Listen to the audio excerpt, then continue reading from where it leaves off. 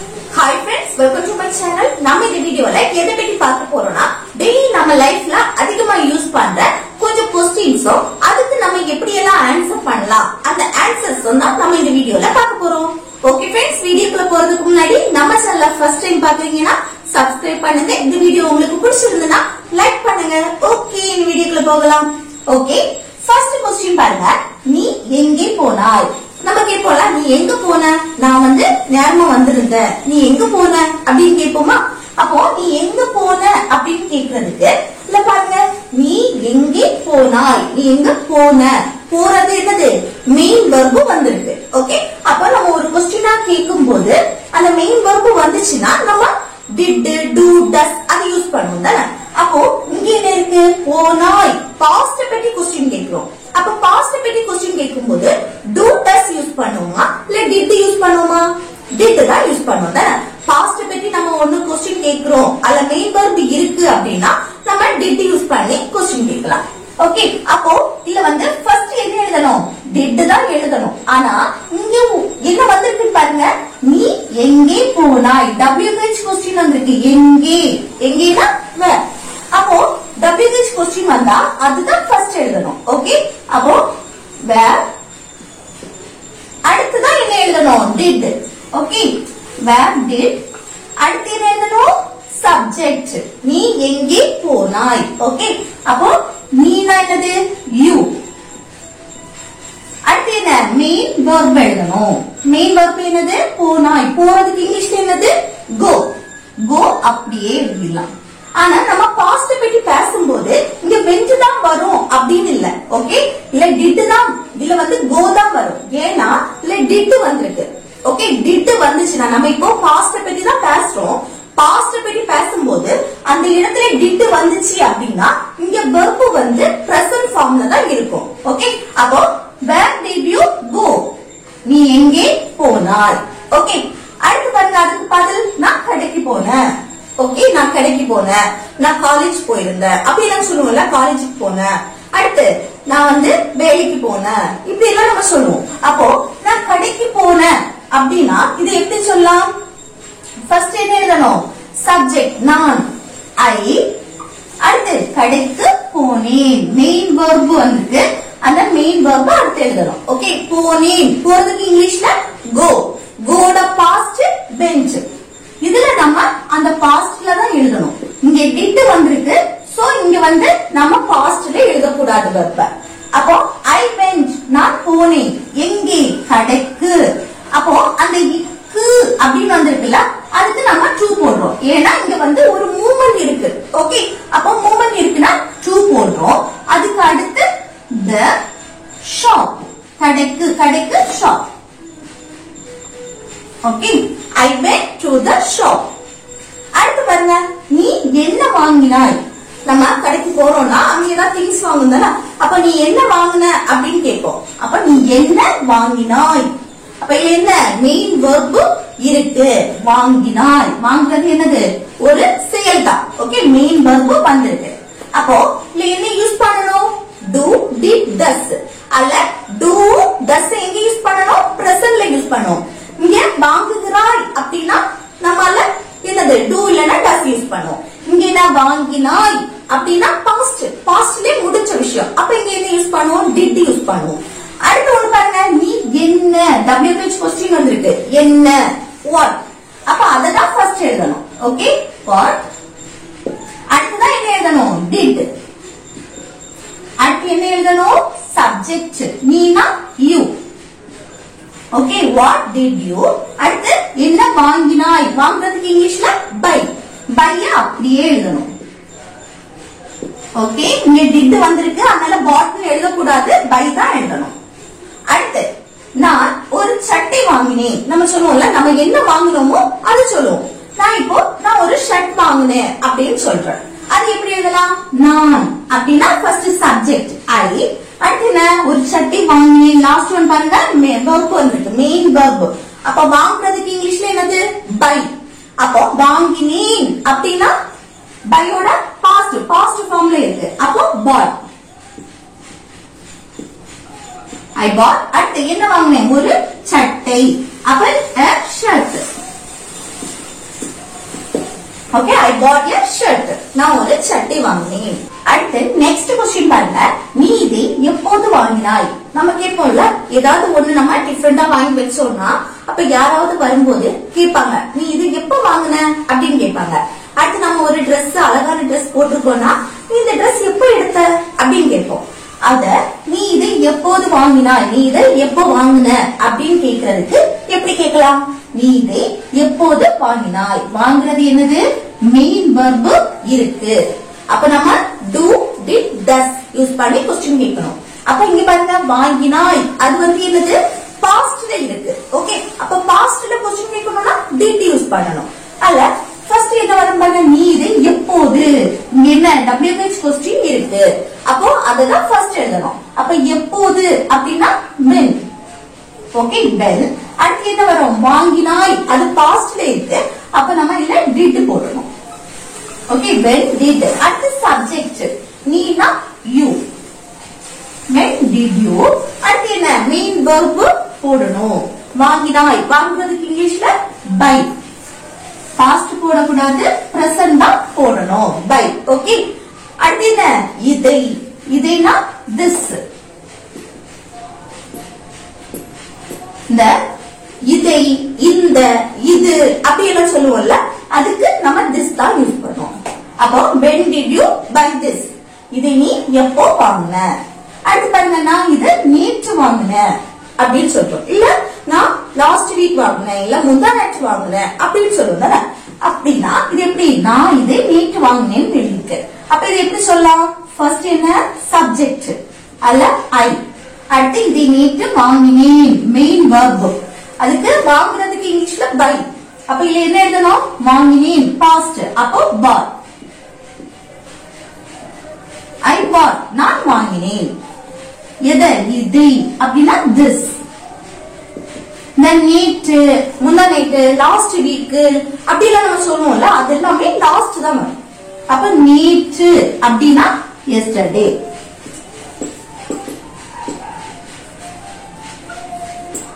Okay, I bought this yesterday. Okay, நான் இதை நேற்று வாங்கினேன். இத வந்து இடையில எழுதக்கூடாது, லாஸ்ட் எழுத. அடுத்து நீ போய்கொண்டு இருக்கிறாயா?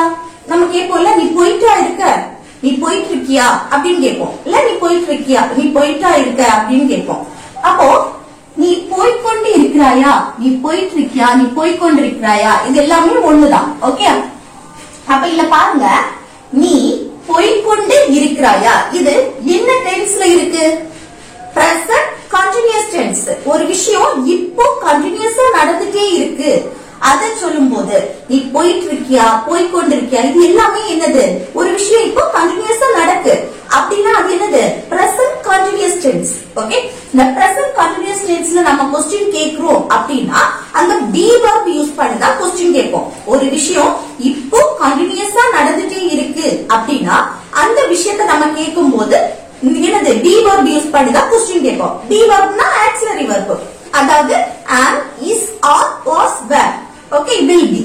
அப்ப இல்ல வந்து நீ போய்கொண்டு இருக்கிறாயா, ஃபர்ஸ்ட் என்ன பார்க்கணும்னா அது எந்த ஃபார்ம்ல இருக்கு? பிரசன்ட்லயா, இல்ல பாஸ்டா, இல்ல ஃபியூச்சரா? அப்ப போய்கொண்டு இருக்கிறாயா அது என்னது? பிரசன்ட்ல தான் இருக்கு. பாஸ்ட்னா போயிட்டு இருந்தியா அப்படின்னா அது பாஸ்ட். நீ போய்கொண்டு இருக்கிறாயா அப்படின்னா பிரசன்ட். ஓகே, அப்ப பிரசன்ட்ல क्वेश्चन கேட்டா only am, இல்லனா is, இல்லனா are யூஸ் பண்ணணும். amனா தன்னை பற்றி கேட்கும்போது am யூஸ் பண்ணுவோம். isனா he, she, it. அடுத்து சிங்குலர் நவுன் வரும்போது தான் நம்ம is யூஸ் பண்ணுவோம். are யூஸ் பண்ணது எப்போ? Subject you, we, they. அடுத்து ப்ளூரல் நவுன்ஸ் வரும்போது நம்ம are யூஸ் பண்ணுவோம். இங்க நீ வந்திருக்கு, நீனா you, you வந்திருக்கனால இங்க are யூஸ் பண்ணுவோம். ஓகே, are யூஸ் பண்ணி தான் क्वेश्चन கேட்போம். அப்ப நீ போய்கொண்டு இருக்கிறாயா அப்படின்னா இங்க are யூஸ் பண்ணி क्वेश्चन கேட்போம். are. அடுத்து என்ன? Subject are you. அடுத்து என்ன? Main verb. என்ன? போய்கொண்டு, போறதுதான் என்னது? Main verb. போறதுக்கு இங்கிலீஷ்ல go. ஓகே, go அப்படியே எழுதிட்டு கூட என்ன? ing போடணும். Okay, are you going? நீ போய்கொண்டு இருக்கிறாயா? இதுல நீங்க வந்து do போடலாமா அப்படின்னு கேட்டா அது போடக்கூடாது. ஏன்னா இந்த விஷயம் இப்போ கண்டினியூஸா நடந்துட்டே கூடாது. இல்ல do you go அப்படின்னு கேட்டா அது நீ போகிறாயா அப்படின்னு அர்த்தம். ஓகே, நீ போகிறாயா அப்படின்னா do you go ன்னு கேட்கலாம். இது நீ போய்கொண்டு இருக்கிறாயா அப்படின்னா are you going. ஓகே, அடுத்து அதுக்கு ஆன்சர் என்ன? ஆமா, நான் போய்கொண்டுதான் இருக்கேன், நான் போயிட்டு தான் இருக்கேன் அப்படின்னு சொல்லுங்க. அப்ப நான் போயிட்டு தான் இருக்கேன் ஆமா அப்படின்னா எஸ். அடுத்து நான் போய்கொண்டுதான் இருக்கேன், போயிட்டு இருக்கேன் அப்படின்னு சொல்றதுக்கு ஃபர்ஸ்ட் என்ன? சப்ஜெக்ட் நான் ஐ. அடுத்து என்ன வரணும்? ஆம். இல்ல நம்ம கொஸ்டினா கேட்கும் போது ஃபர்ஸ்ட் என்ன? பி வெர்ப் ஃபர்ஸ்ட் எழுதுவோம். ஆனா இங்க என்ன? ஃபர்ஸ்ட் ஆன்சர் பண்ணும்போது சப்ஜெக்ட ஃபர்ஸ்ட் எழுதணும், அடுத்துதான் இந்த பி வெர்ப் எழுதுவோம். ஐ வந்தாலே அடுத்து ஆம் தான் வரும். ஓகே, நான் போய்கொண்டு இருக்கிறேன், போயிட்டு இருக்கிறதுக்கு going. Okay, S I am going. அடுத்து நெக்ஸ்ட் क्वेश्चन பாருங்க. அது உன்னுடையதா அப்படின்னு கேக்குறேன். ஓகே, அது உன்னுடையதா. அது அப்படின்னா இது மனுஷங்களை மென்ஷன் பண்ணாது. ஓகே, ஏதாவது ஒரு பொருளையோ இல்ல ஒரு விலங்கு, ஒரு பறவை, இப்படி ஏதாவது மென்ஷன் பண்ணும். ஓகே, அப்போ ஒன்னே ஒன்னதான் மென்ஷன் பண்ணும். அது அப்படின்னா ஒன்னே ஒன்னதான் மென்ஷன் பண்ணும். இது ஒரு மார்க்கர், அடுத்து இது என்ன? போர்டு, அடுத்து மொபைல், புக்கு, இப்படி ஏதாவது ஒன்னா இருக்கலாம். அப்போ இதுக்கு எல்லாமே என்ன? ஒவ்வொரு பேர் இருக்குதானே? நவுன் பேர் இருக்கு அப்படின்னா அத நவுன்னு சொல்லுவோம். ஓகே, அப்போ நவுனை பத்தி ஒரு கொஸ்டின் கேக்குறோம் அப்படின்னா அங்க பி வெர்ப் யூஸ் பண்ணி தான் கொஸ்டின் கேட்போம். ஓகே, நவுனை பத்தி ஒரு கொஸ்டின் கேக்குறோம்னா அங்க பி வெர்ப் யூஸ் பண்ணி தான், பி வெர்ப்னா ஆக்ஸிலரி வெர்ப் யூஸ் பண்ணி தான் கொஸ்டின் கேக்குறோம். இப்போ இந்த மார்க்கர் உன்னுடையதா, இல்ல இந்த கார் உன்னுடையதா, இல்ல இந்த புக்கு உன்னுடையதா, இப்படி எல்லாம் கேட்கும்ல. கேட்கும் போது நம்ம அது உன்னுடையதா அப்படின்னு கேட்கும் போது பி வெர்ப் யூஸ் பண்ணி தான் நம்ம கொஸ்டின் கேட்போம். ஒண்ணு நான் ஆல்ரெடி சொல்லி தந்திருக்கேன், நவுனை பற்றியோ அட்ஜெக்டிவ் பத்தி கொஸ்டின் கேட்கிறோம் அப்படின்னா அங்க பி வெர்ப், அதாவது ஆக்ஸிலரி வெர்ப் யூஸ் பண்ணி தான் கொஸ்டின் கேட்போம். ஓகே, அப்போ நவுனை பற்றி கொஸ்டின்னா நவுன்னா என்ன? எதுக்கெல்லாம் பெயர் இருக்கோ அததான் நம்ம நவுன்னு சொல்லுவோம். ஓகே, இது நம்ம நிறைய வீடியோல பாத்திருக்கோம். அப்போ எதுக்கெல்லாம் பெயர்னா இப்போ டேபிள், அடுத்து பெட், அடுத்து மார்க்கர், இதுக்கு எல்லாமே ஒவ்வொரு பேர் இருக்குதானே? ஒவ்வொன்றுக்கும் ஒவ்வொரு பேர். அப்ப இது எல்லாமே என்னது?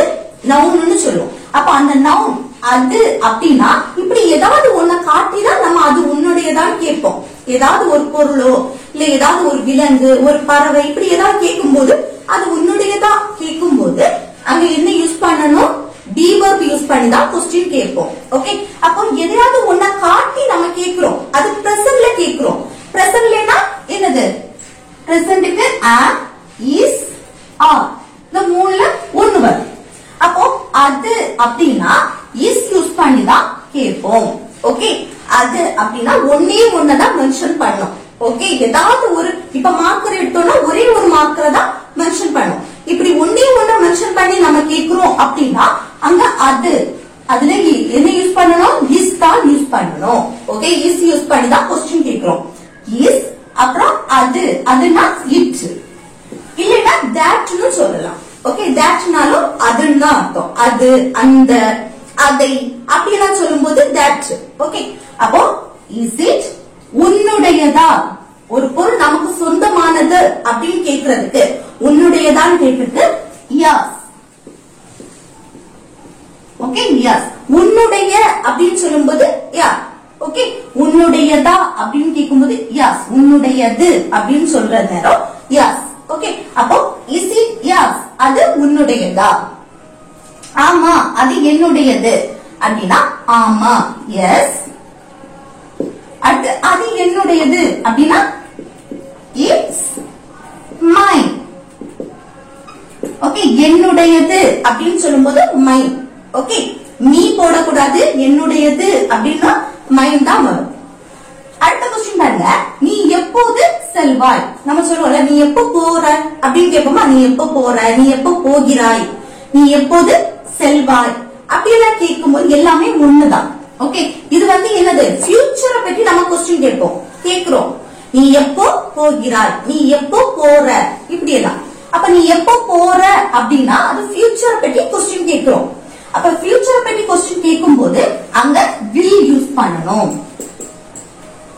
வில்னா இங்க என்னது? செல்வாய், சொல்றதுக்கு இங்கிலீஷ்ல என்னது கோ. கோ வந்து என்னது மெயின் verb. ஓகே, செல்வாய், போவாய், போற, இது எல்லாத்துக்குமே என்னது கோ தான். ஓகே, அப்போ கோ மெயின் verb வந்திருக்கு. மெயின் verbனா will, இல்லனா main verb வரலைனா will be use பண்ணுவோம். ஓகே, அப்போ நீ எப்போது செல்வாய், இல்ல மெயின் verb வந்திருக்கு, அப்போ will யூஸ் பண்ணணும். எப்போது WH क्वेश्चन வந்திருக்கு, அப்ப WH தான் ஃபர்ஸ்ட் எழுதணும். அப்ப எப்போதுனா then எழுதணும். அதுக்கு அடுத்து will, auxiliary verb will.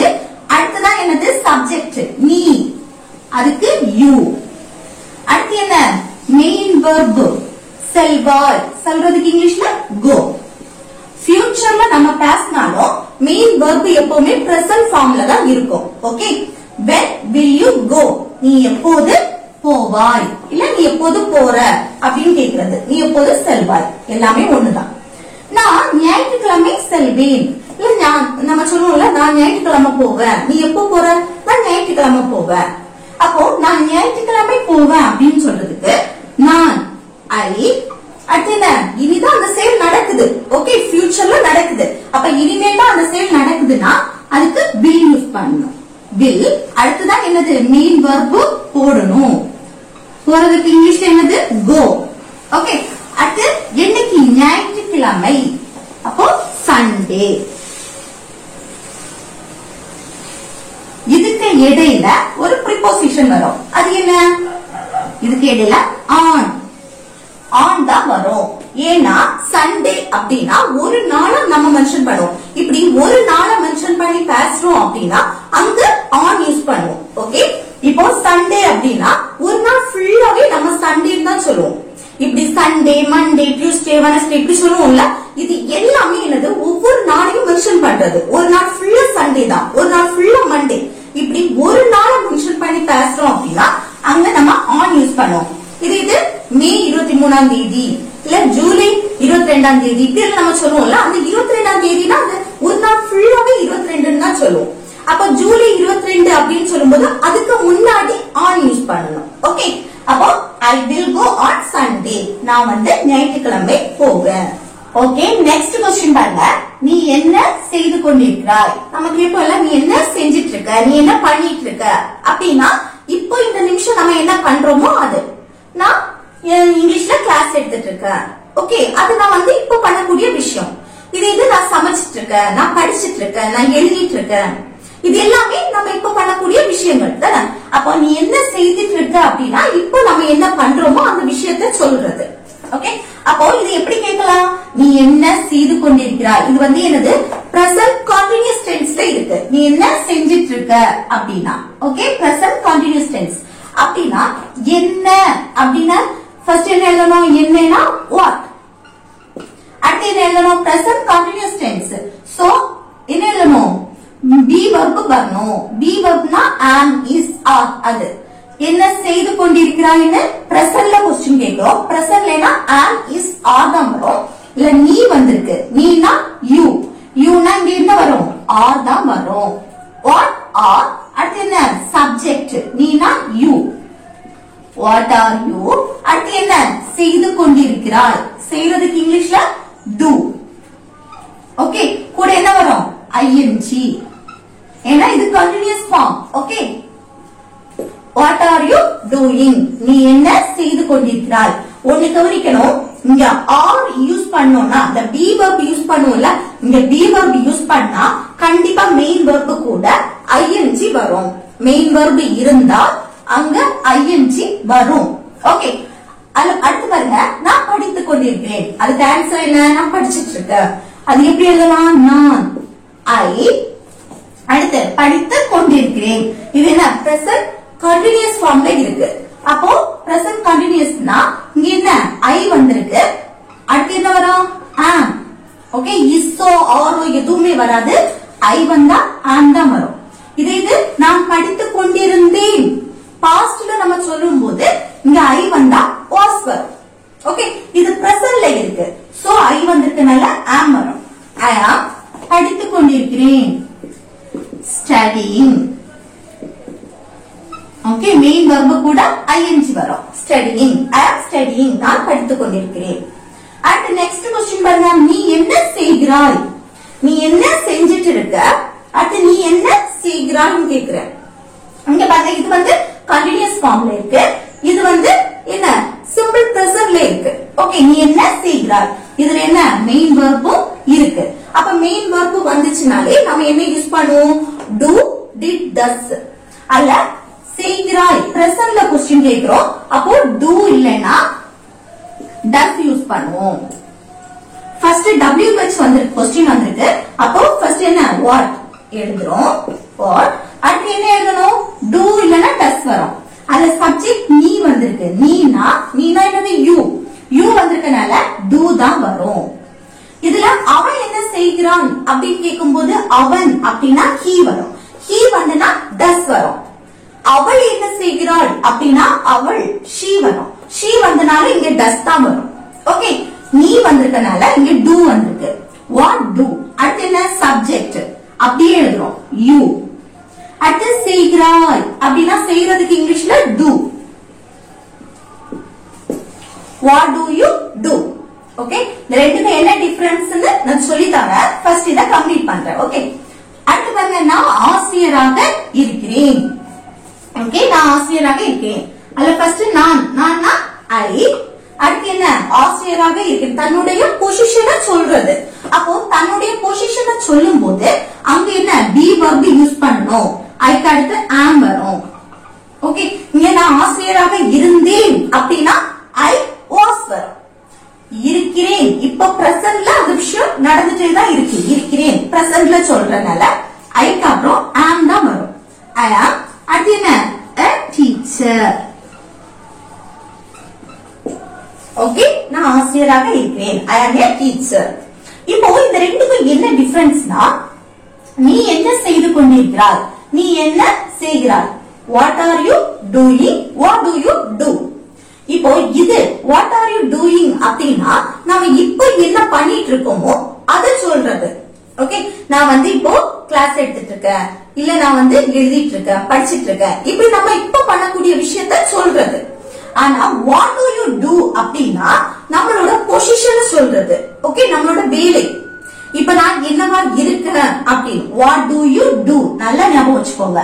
இது வந்து இப்போ நான் படிச்சிட்டு இருக்கேன் அப்படின்னா நான் student, I am a student ன்னு சொல்றோம். இப்ப நான் டீச்சரா இருக்கேன் அப்படின்னா ஐ am a teacher. ஓகே, நான் ஆசிரியராக இருக்கிறேன், நான் டாக்டராக இருக்கிறேன், நான் டெய்லரா வேலை பார்க்கிறேன் அப்படி தன்னுடைய வேலையை சொல்றதா என்னது what do you do. Okay, okay, next question பாருங்க, நீ இப்போது எங்கே வசிக்கிறாய். நம்ம கேட்போம்ல, நீ இப்போ எங்க வசிக்கிற இல்ல எங்க வாழ்ற அப்படின்னு கேட்போம். அப்போ இது எப்படி கேக்குறது? ஃபர்ஸ்ட் பாருங்க, நீ இப்போது எங்கே வசிக்கிறாய், என்னது வசிக்கிறாய், இல்ல வந்து மெயின் வெர்ப் வந்திருக்கு. ஓகே, வசிக்கிறதா என்னது மெயின் வெர்ப், வசிக்கிறது வாழ்றது எல்லாமே ஒண்ணுதான். அப்போ வசிக்கிறாய்னு மெயின் வெர்ப் வரும்போது அதுல do இல்லனா does இல்லனா did யூஸ் பண்ணி क्वेश्चन கேட்போம் தானே. இது பிரசன்ட்ல நம்ம क्वेश्चन கேக்குறோம்னா அல்ல do இல்லனா does யூஸ் பண்ணுவோம், பாஸ்ட்னா did யூஸ் பண்ணுவோம். இது என்ன வசிக்கிறாய்னு பிரசன்ட்ல தான் கேட்டிருக்க, சோ இல்ல do இல்லனா does வரும். வசித்தாய் அப்படினா did. ஓகே, அப்போ வசிக்கிறாய் அப்படினா இல்ல do வருமா does வருமா?